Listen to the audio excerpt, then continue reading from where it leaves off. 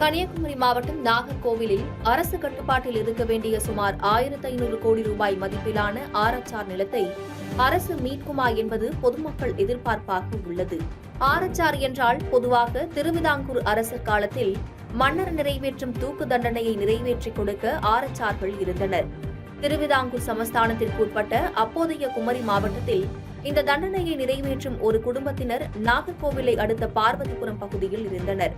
அவர்கள் விவசாயம் செய்து வருமானம் ஈட்டிக் கொள்ள திருவிதாங்கூர் அரசர் 48.5 ஏக்கர் நிலம் வழங்கியிருக்கிறார். இந்த நிலம் நாகர்கோவிலை அடுத்த பார்வதிபுரத்தில் கன்னியாகுமரி திருவனந்தபுரம் தேசிய நெடுஞ்சாலையை ஒட்டி அமைந்துள்ளது. 1901ஆம் ஆண்டு இந்த நிலத்தை திருவிதாங்கூர் மன்னர் வழங்கியிருக்கிறார். அப்போது இந்த நிலத்தை பெற்ற குடும்பத்தினருக்கு நேரடி வாரிசுகள் இல்லாததால் தங்கள் காலத்திற்கு பிறகு இந்த நிலத்தை யார் பயன்படுத்த வேண்டும் என எந்த உயிலும் எழுதாமல் இறந்துவிட்டனர்.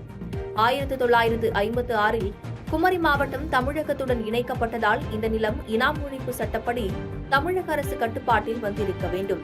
ஆனால் தற்போது மொத்த நிலத்தையும் கன்னியாகுமரி மாவட்ட அளவிலான முக்கிய பிரமுகர் மற்றும் ரியல் எஸ்டேட் பிரமுகர்கள் கைப்பற்றி விற்பதற்கான முழு முயற்சியில் ஈடுபட்டு வருவதாக பொதுமக்கள் குற்றம் சாட்டியுள்ளனர். முன்பு நன்சை நிலமாக இருந்த இந்த 48.5 ஏக்கர் நிலம் தற்போது நாகர்கோவில் மாநகரை ஒட்டி வளர்ந்து வரும் புறநகராக மாறி வருகிறது. இந்த நிலம் தற்போது 1 சென்ட் 35 லட்சத்திற்கு விற்பனையாகிறது. அந்த அடிப்படையில் இந்த ஆர்எச்ஆர் நிலத்தின் மொத்த மதிப்பு 1500 கோடி ரூபாய் வரை இருக்கலாம் என கூறப்படுகிறது. சென்னை உயர்நீதிமன்ற கிளை, உச்சநீதிமன்றம் ஆகியவற்றில் அரசுக்கு எதிரான உத்தரவு வந்திருந்தாலும் தமிழக அரசு நினைத்தால் இந்த வழக்கை உச்சநீதிமன்றத்தில் மேல்முறையீடு செய்து நிலத்தை மீட்க முடியும் எனவும் மாவட்ட ஆளும் கட்சி முக்கிய பிரமுகர்களின் தலையீட்டை தவிர்த்து இந்த மதிப்புமிக்க நிலத்தை மீட்க அரசு முயற்சிக்குமா என்பதுதான் குமரி மாவட்ட மக்களின் கேள்வியாக உள்ளது.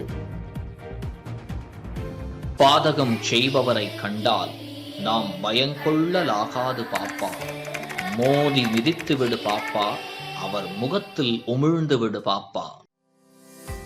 அண்மை செய்திகளை உடனுக்குடன் தெரிந்து கொள்ள இணைந்திருங்கள் இயம்நாடு தொலைக்காட்சியுடன்.